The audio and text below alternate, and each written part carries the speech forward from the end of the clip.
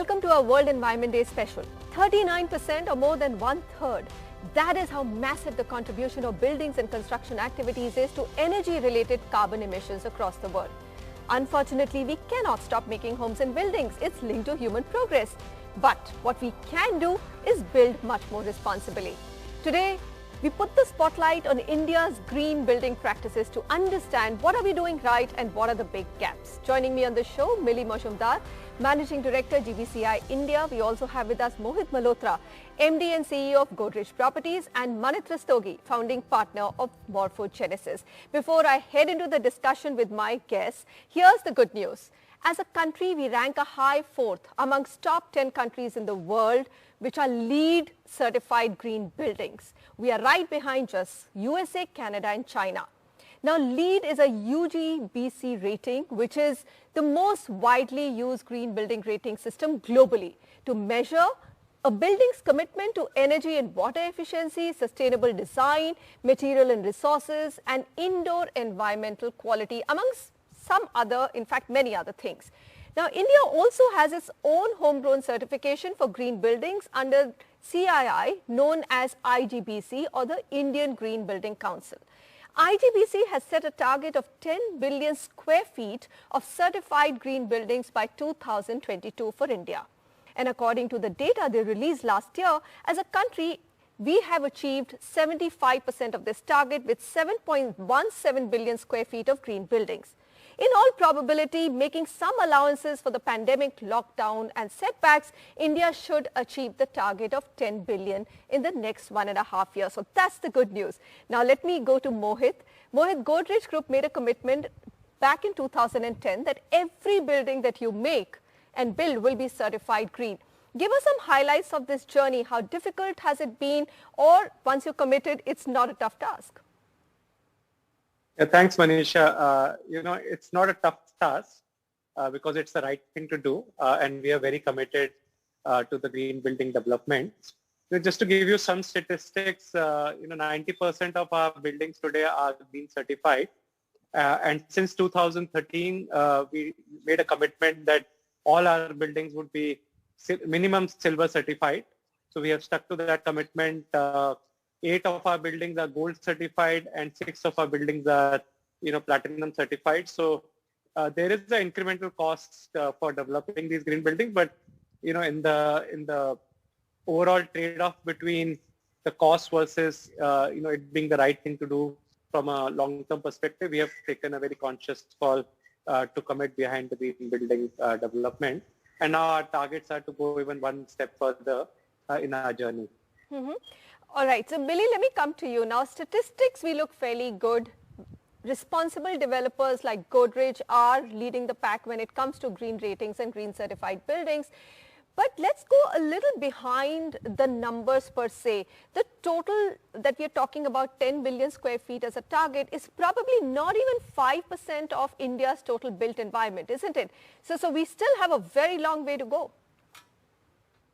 Absolutely, Manisha, and thanks for inviting me for this show. So you are right to say that in terms of buildings that go through the formal green certification process, either with LEED or our own homegrown rating systems, are far and few in number. For example, like all put together, the total number of green certified or registered buildings would be in the tune of 12 to 13,000 numbers, and cumulatively about maybe 12 billion square foot. But I just want to qualify my statement of certified buildings with generally building green. Say India traditionally has been building green thanks to several architects who we have, who are sensitized to the fact to passive architecture and several other measures to do green. And so though we have lesser number of certified buildings, but in fact there may be more buildings that are green. And thanks also to a lot of our policy and regulatory reforms that have happened over a few years in terms of, say, environmental clearance, then the Energy Conservation Building Code being in place, or for that matter, the whole awareness about, how outdoor pollution impacts our lives, that have led to a general consciousness about building green. So I suspect, though the numbers are far and few in number, in terms of statistically, but I'm sure there will be many more buildings that are, incorporating green measures. But, Right. we would like to come back to one point later on, that are they really performing? Are we really performing? Okay, I'm going to come back to that, but Manit, overall the numbers. Now, even that number that we're talking about, whether it's a IGBC target of 10 billion, or as Millie says, that if we count the rest of them which are not certified or certified by other agencies, it could be a 12 to 13 billion number. Most of it seems to be focused on India's office and commercial segment and large developers who are getting their building certified, isn't it? What happens to 75% of the market, which is residential homes? That's true. And the reason for that, Manisha, is that a lot of the tenants who occupy these buildings are international MNC tenants, because the bulk of it is IT, and they have a prerequisite for it being a green building, which is why a lot of the developers have gone ahead and done that. In the case of residential, the drive really isn't there, which is really 75% of the construction market.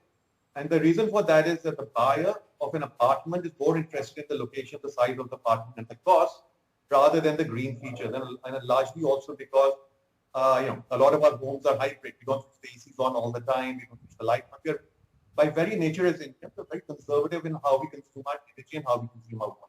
Okay. The only reason there is a drive is because of additional deciding offered by certain states. It's a bit counterproductive, because we're trying to save energy and someone to build more. What would be better off would be if they, like they've done for cars, they got a 10 years, so you have a green tax. So buildings that are not have a tax, that tax should go into certifying buildings for free, rather than having to pay for it. Very interesting. Mohit, would you agree? I mean, most of the states are actually giving extra FAR if you have green certified projects, and this includes residential as well. Do you think that maybe looking at the fact that if we need to meet our Paris climate agreement goals of reducing environment warming, climate change, we need to actually get to net zero, maybe go to taxing non-green buildings? Is that something that will get us faster on the path?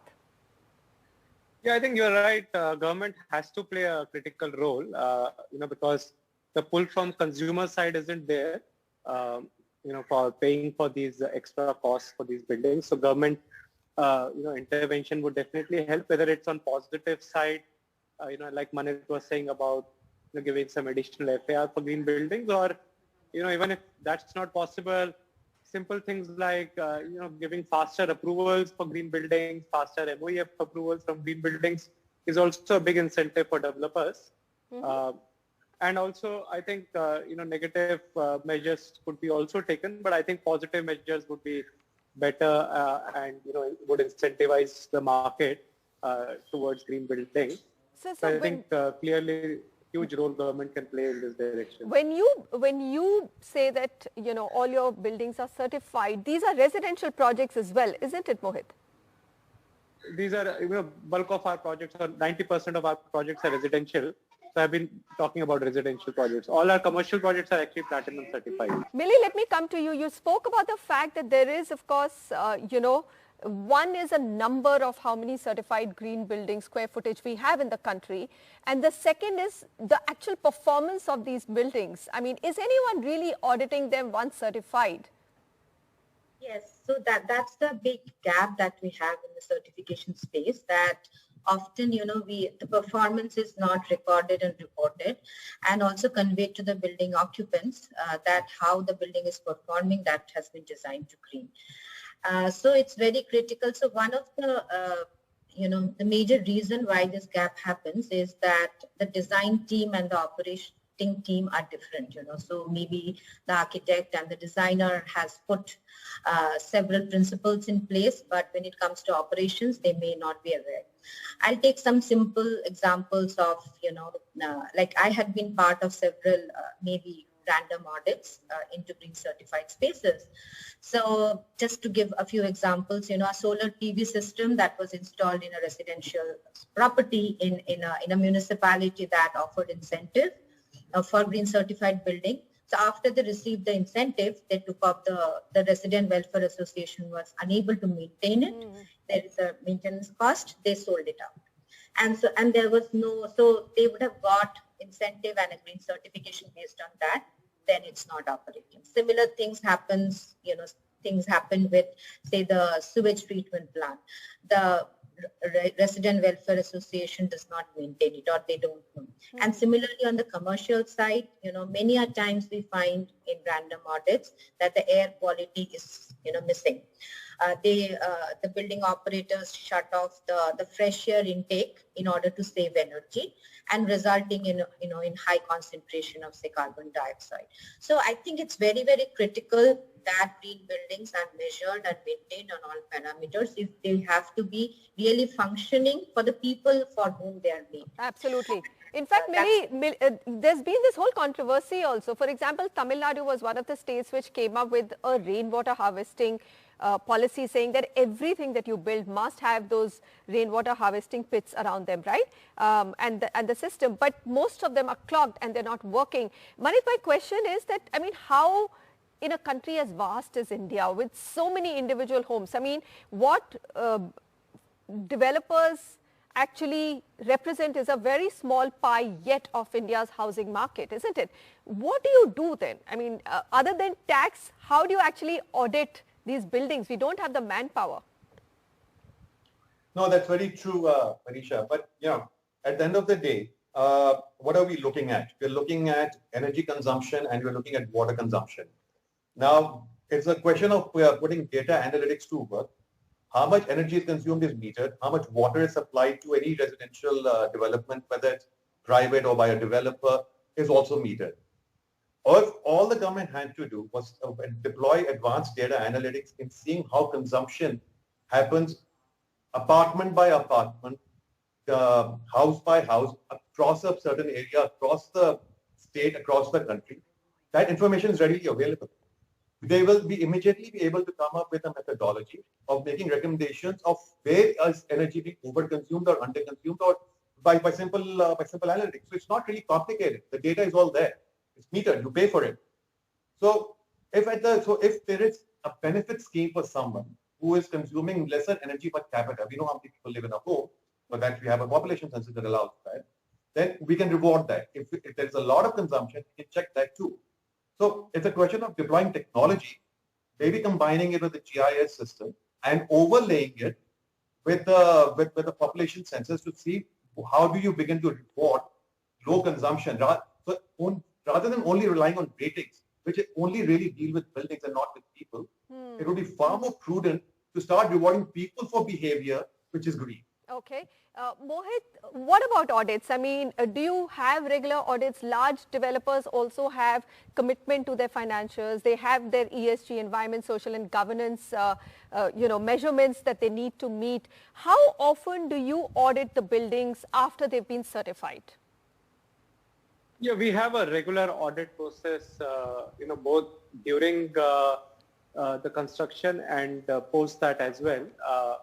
If I have to just, you mentioned ESG, we have been following ESG and there is a global real estate sustainability benchmark called GRESB, where, we are actually the global leader in the listed real estate space with a score of 94.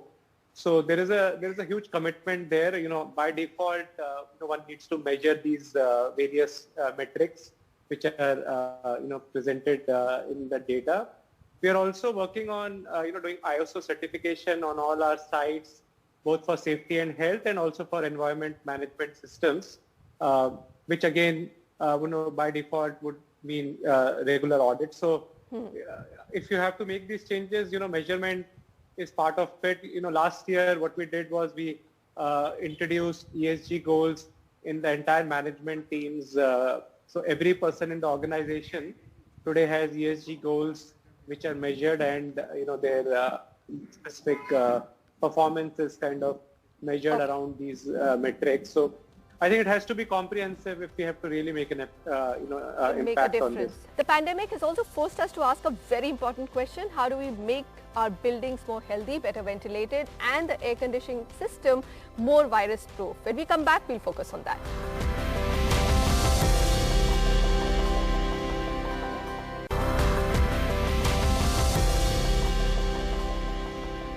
Once the pandemic lockdowns end, many of us will head back into offices, and the biggest concern on everyone's mind is how do we reoccupy a building safely? COVID-19 has thrown up one of the biggest challenges of upgrading ventilation systems and air conditioning to ensure healthier indoor spaces. So, Millie, I'm going to come to you. How do you actually ventilate offices which probably don't even have any windows which can be opened? I mean, they've all been built to insulate against the heat that this country faces and just preserve air conditioning.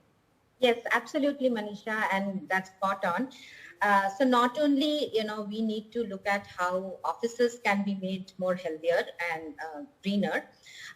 We also need to look at, the residential spaces where we are, now most of the times we're working out of home, and there is a need for, adaptable spaces, reusable spaces, isolation spaces, better ventilation, daylighting. So I think, along with, so there's a very critical aspect which COVID-19 has taught us, that we need to be not only looking at healthier buildings, but also at resilience. So resilience is another aspect that has to be built into our dialogue about buildings. So resilient, green, healthy. It's such a vague term though. I've never understood this resilience of a building. What does it really mean? I understand buildings last for 40 to 100 years, but I find resilience as a word very vague. Yes, so absolutely, so resilience, in simple terms, suppose when immediately we were asked to shut ourselves at homes, we didn't know, where do we do our physical activities, where do we go and buy our daily needs, where do we interact, communicate. But think about it, if we had, say, green spaces within walking distances, access to, say, quality non-motorable transport, basic needs within our, reach, etc., we would have been much more, mentally agile and healthier as a community. And the entire society wouldn't have gone through this mental turmoil. So it's very important for us to, shift this communication about buildings, societies, communities to be resilient from the social aspect. And there are many concepts. Okay, fair enough. I mean, somewhere I've understood a little bit. Okay, Manit, indoor, let's just stick to making indoor spaces of offices as people return back to office and lockdowns get over. How do we ventilate them? How do we make them healthier? So, Manisha, this is not complicated, okay? And there have been several objections by tenants, by offices that there's a lot of pollution, mosquitoes, etc. However, it's all easily dealable with. For example, number one, we need to start designing interior spaces for offices without any encapsulated space, which essentially means get rid of the false ceilings, try and make shaftless buildings, any spaces that are inaccessible. We can do interior design of offices that don't have that. That's the starting point. Second, allow for night purge. What is night purge? If you don't want to open your windows, at least allow for the entire office to be flushed out at night. It's a very old technique that we used to do in our homes 100 years back, 50 years back. You open the entire home out, and then when the night temperatures are lesser than day temperatures, it cools down and it lets the fresh air, it's called a night purge. So you can do that. During the day, now we have, the building has to be mechanically fully ventilated. The evacuation system that you can add to allow for the fact that you don't get virus as you're speaking. However, there's a fundamental flaw in air conditioning design. You let the cold air drop from the top of a duct, and you suck the cold air back, slightly warmer air back up into another duct. So the supply air is cleaner, and the return air, which is probably contaminated, are both mixing. A simple solution to fix that is supply the air from the bottom and you suck it out from the top with a one-way loop. And that solves pretty much most of the problem of the virus load for interior air quality. Okay, interesting. Are you thinking in those directions, Mohit? for a return of people into the Godrej? I mean, platinum rated, fantastic, but internal health is now a big focus, and air conditioning system specifically. So you're right. I think, this is an issue which obviously is on top of mind for everyone. And for us, safety of our employees as well as tenants is, paramount. So, we are looking at all solutions to mitigate this risk. Obviously, the current buildings are designed, to the best possible capabilities, given the fact that they're platinum rated. But any other technology solutions which can come in handy are being explored to help on this. All right. I think we've completely run out of time. I'm going to thank all my guests here, Mohit, Manit and Millie. Thank you very much for joining me. I mean, we basically touched the tip of the conversation, but at least it's a start. And I'm going to sign off with one thought. We are way past the time for constructing incrementally better green and sustainable buildings. Unless we aim for net zero carbon buildings, we are unlikely to meet the Paris Agreement goals of keeping global warming to less than 2 degrees by 2050. So we have a long journey and something that we have to do very, very fast ahead of us. Thank you so much for watching.